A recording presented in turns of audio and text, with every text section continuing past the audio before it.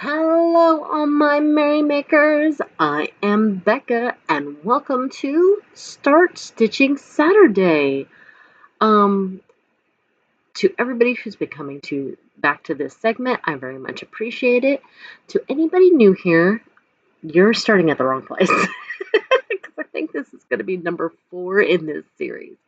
But in case you are, this is my new series where I am taking basic concepts and I'm showing them to you, whether it's knitting or crochet, in the hopes it will help you as a beginner to start stitching. Therefore, the title. Now, we have been working on toe-up socks. It's stuck. Come on, really? Think you're all prepared and stuff like that happens. Anyway, so last week I told you how to get the toe done.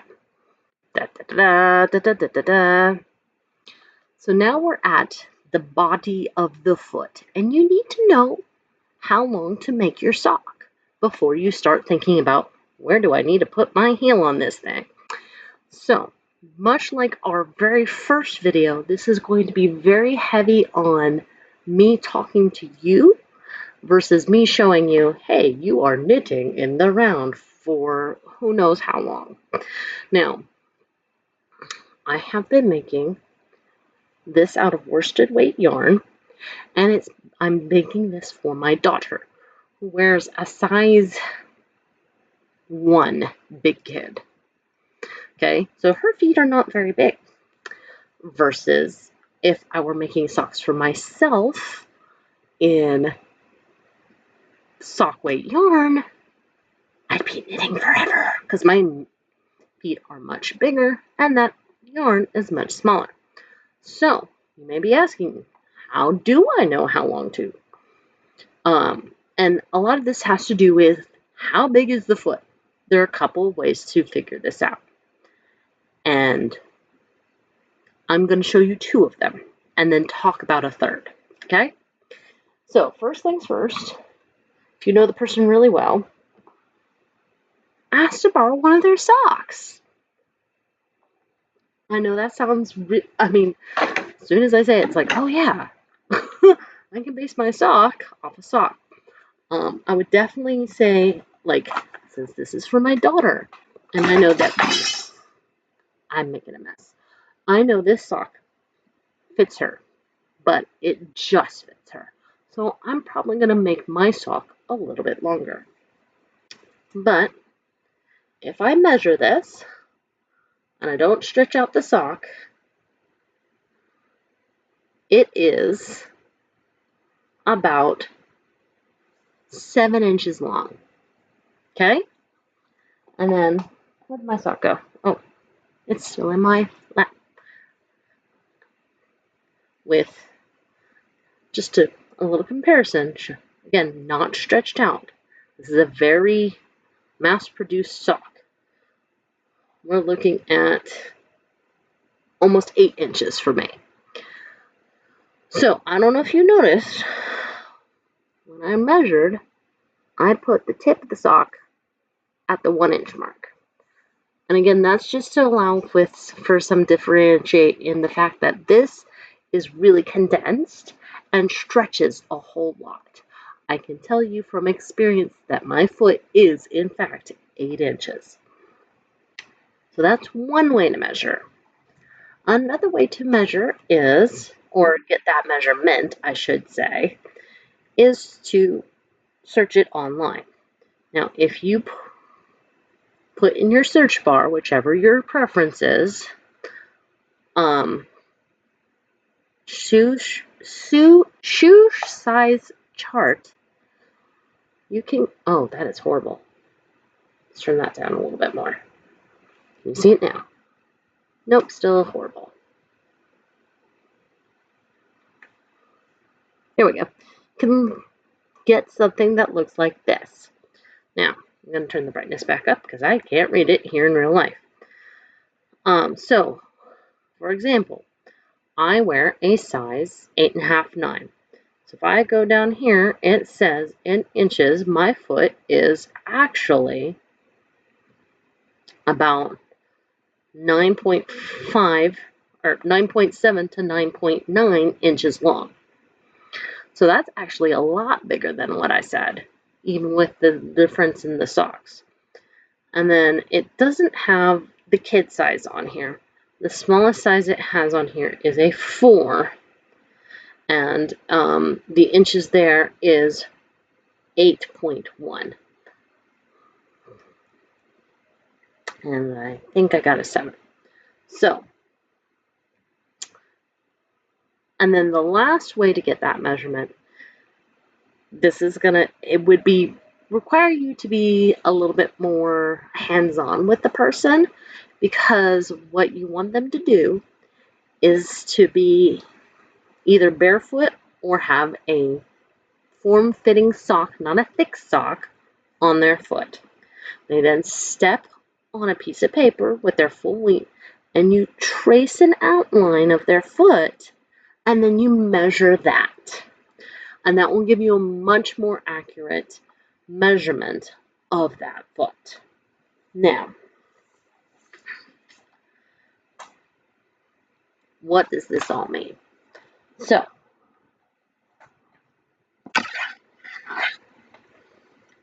I've got my toe. I started off with 8 stitches on each needle. I now have 16. If you started with 16, you should have 32. And that's a good basic number for a sock weight yarn. If you have a DK or a sport weight, may the force be with you. I hope you did your gauge and your math right. But one of the ways you can tell is when you take this and you measure it, it is going to be almost exactly an inch.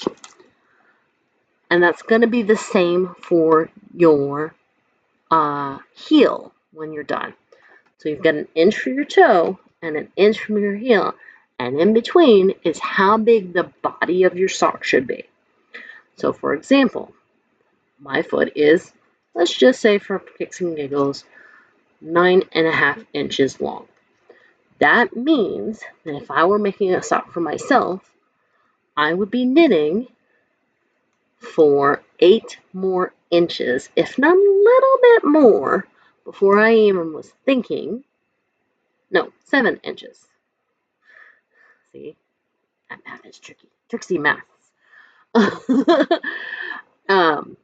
Before I even thought about maybe doing a heel.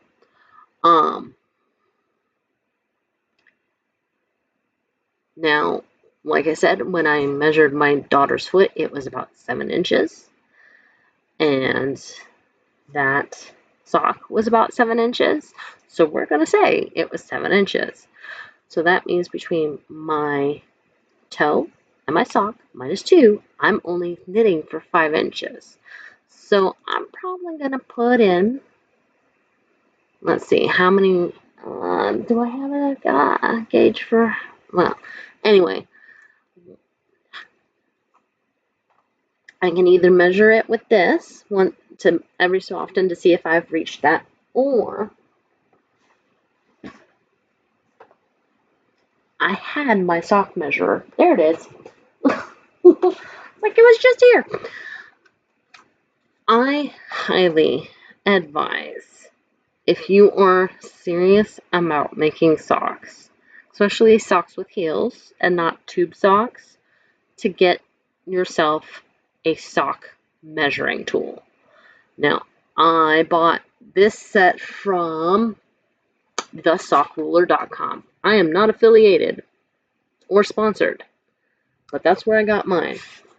And it's a set of 3. One for adult socks, one for children's socks, and one for infant socks. And they're all different widths too. So that helps you with how big your socks are going to be. Now this says, well, this is for adults, because I couldn't find my kid one. But even if this wasn't, we're still at 1 inch. Exactly. So I want to knit until here where the 6-inch line is before I even think about adding a heel. I am probably going to, because I would like these socks to last her through the winter, and kids grow quite a bit, probably going to go up until the 6.5. So, and again, we're just knitting in the round. And if you're ever lost, especially with knitting in the round, look at where you came from. My working yarn came from this needle down here. So where I'm going to is this needle here. And that's another reason why having a beginning round stitch marker is very helpful. Now, in a couple weeks when we're actually working a simple short road heel, I promise I will go slow again. I'm going to use a couple more stitch markers. If that's not your deal, that is fine. But for me, I'm a very visual person, and I assume a lot of other people are as well. Again, you have to have segments like this when you're talking about measurements, because I could tell you what I do, but if we don't wear the same size shoe, or you're making it for your little niece who's only 2, it's not going to work for you. So I try to make these very generic so everybody can use them. That is it for today's video. I hope you are enjoying this series. I am hoping it is very helpful for you. If so, make sure you give it a thumbs up. Feel free to comment with any questions or concerns. I am not doing a fish lip kiss hill, by the way, ever. That thing is 16 pages long. If you have that kind of dedication, God bless you. This is a beginner series. Okay? Other than that, if you have any questions or comments, please put them in the comments down below. I will try to answer them to the best of my ability, either by typing it out, or if I feel like the answer is a little bit too complicated, I will probably respond with a short. And feel free to subscribe so that you can see my other videos, such as Bookmark Monday and All the Things Thursday. In the meantime, start stitching.